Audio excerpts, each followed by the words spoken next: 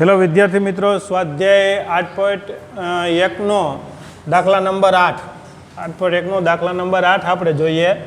જો 3 કોટ a બરાબર 4 હોય તો નક્કી કરો કે 1 - tan વર્ગ a છેદમાં 1 + tan વર્ગ a બરાબર cos વર્ગ a માઇનસ sin વર્ગ a. એનો મતલબ એવો થયો કે અહીંયા બરાબર જે આપ્યું છે તો tan અને tanની વેલ્યુ મેળવશું, cosની વેલ્યુ મેળવશું, સાઇનની વેલ્યુ મેળવશું, પછી આમાં ઇનપુટ કરશું તો આનો જવાબ અને આનો જવાબ એ બે જવાબ કેવો આવ્યો જોઈએ? સમાન આવવો જોઈએ. એવું દાખલાની અંદર આપને એવું કહે છે. તો આપણે તો પહેલાં તો tanની વેલ્યુ જ નથી, કોસની વેલ્યુ નથી, સાઇનની. tanની તો સીધી મળી જાય, કારણ કે કોટ જે છે એ tanનો વ્યસ્ત છે, tan છે એ કોટનો વ્યસ્ત છે. પણ સાઇન અને કોસ તો એના માટે આપણે સીધી આકૃતિ બનાવી લઈએ. ત્રિકોણ ABC ડાયરેક્ટ નાનો એવો ત્રિકોણ બનાવી જ લેવાનો. એની વેલ્યુ આપણે અહીં a થીટા તરીકે એ લીધો જ છે, એટલે થીટા તરીકે એને જ લઈ લેવાનું. અહીં આપણે આપ્યું જ છે. હવે ડાયરેક્ટ જ અહીં જો ત્રિકોણ ABCમાં માપ ખૂણો B બરાબર 90. હવે અહીંયા 3 આ ગુણાકારમાં આગળ છે અને સીધું ભાગાકારમાં મોકલી શકો મિત્રો. તો કોટ A બરાબર 4/3. આ કોટની વેલ્યુ મળી ગયું. તો કોટનું સૂત્ર સીધું જ મૂકો. તો કોટનું સૂત્ર શું આવશે? તો કે પાબાના છેદમાં સાબા. અને ટેનનું આવે સામેની છેદમાં પાસેની બાજુ, અને કોટનું આવે પાસેની બાજુ છેદમાં સામેની બાજુ. તો પાસેની બાજુ એટલે કોટ એની AB, સામેની બાજુ એટલે BC. તો એનો મતલબ એવો થયો કે ABના છેદમાં BC બરાબર આની વેલ્યુ આપણે આપી છે મળી 4/3. હવે સીધું કરી શકો કે AB બરાબર 4, અથવા કે ધારી નહીં કરી શકો BC બરાબર 3. તો AB એટલે કે 4, BC એટલે કે 3. હવે આપણે AC મેળવવાનું છે.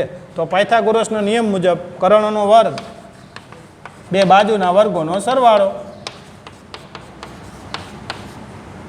AC આપણે મેળવવાનું છે.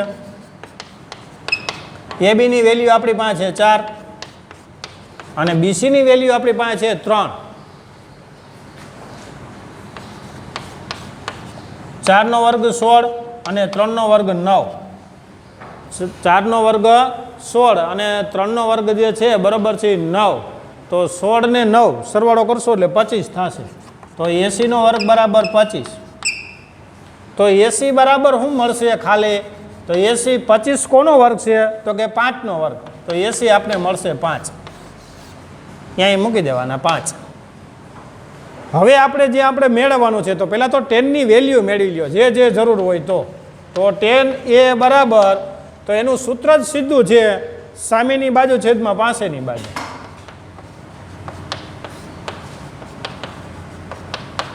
હવે એની સામેની બાજુ એટલે 3 એટલે કે BC બરાબર AB એટલે કે 3/4. જો અહીંયા જો 4/3 કોટ આવ્યું તો એનાથી એ વ્યસ્ત છે એટલે tan A બરાબર 3/4. હવે આપણે મેળવી લ્યો કોસનું. પહેલાં વેલ્યુ મેળવી લઈ બધી. તો કોસનું સૂત્ર શું આવે? તો કર્ણના છેદમાં કોસની વેલ્યુ શું મળશે? કોસની વેલ્યુ આપને મળશે બરાબર છે કર્ણના છેદમાં પાસેની બાજુ. કર્ણના છેદમાં પાસેની બાજુ આવશે.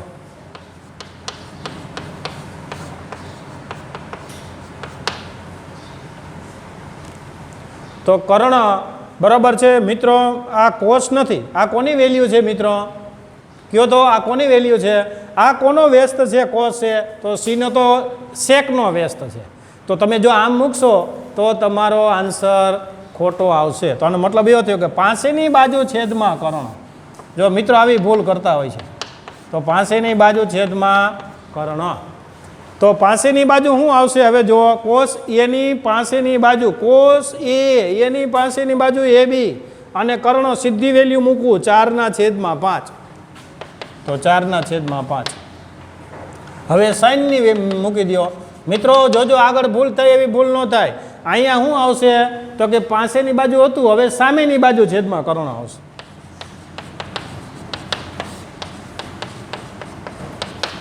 તો સામેની બાજુ કોની સામેની બાજુ તો કે બીસીની 3ના છેદમાં કર્ણ એટલે 5 તો 3ના છેદમાં 5 બધી વેલ્યુ મળી ગઈ આપણે ટેનની મળી ગઈ કોસની મળી ગઈ સાઇનની મળી ગઈ હવે આપણે જોઈએ બરાબર છે કે ડાબા બરાબર જબા થાય છે કે નહીં હવે દાખલાની શરૂઆત અહીંયા કરવાની ડાબા બરાબર જબા તો પહેલું આપણે જોઈએ પહેલો 1 માઇનસ ટેન વર્ગ એ છેદમાં 1 પ્લસ ટેન વર્ગ એ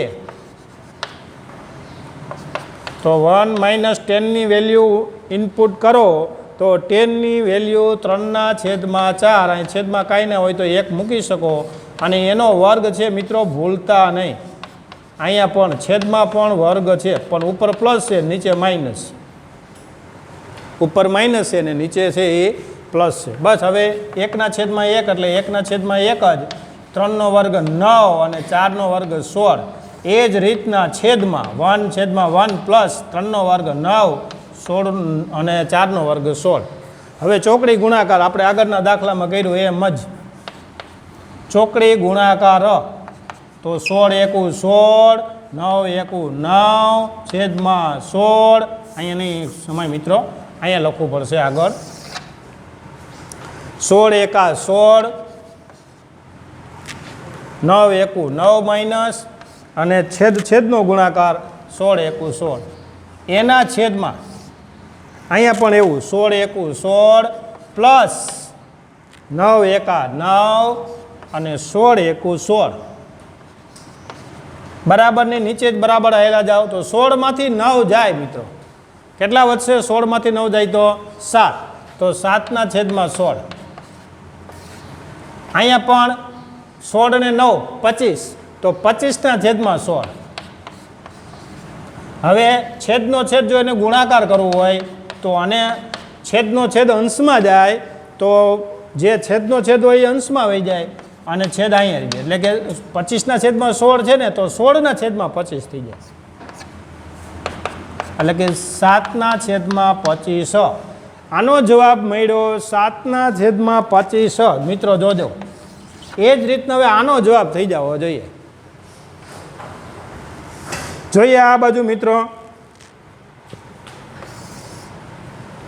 દાખલો મોટો છે મિત્રો એટલે જો તમે હવે કોસની વેલ્યુ જો તો કોસની વેલ્યુ આપણે મળી ગઈ 4ના છેદમાં 5 એનો વર્ગ સીધો ઉપર લખી નાખો પહેલાં કોસ વર્ગ એ માઇનસ સાઇન વર્ગ એ કોસની વેલ્યુ મળી 4ના છેદમાં 5 એનો વર્ગ અને સાઇનની વેલ્યુ મળી 3ના છેદમાં 5 એનો વર્ગ હવે શું કરશું તો કે 4નો વર્ગ 16 5નો વર્ગ 25 3નો વર્ગ 9 5નો વર્ગ 25 25 સેમ છે તો 25 એમનો ઉપર 16 માઇનસ 9 16 માઇનસ 9 તો 16માંથી 9 જાય તો 7 તેથી 7ના છેદમાં 25 તો મિત્રો જો બે જવાબ સેમ આવ્યા તેથી ડાબા બરાબર જબા થશે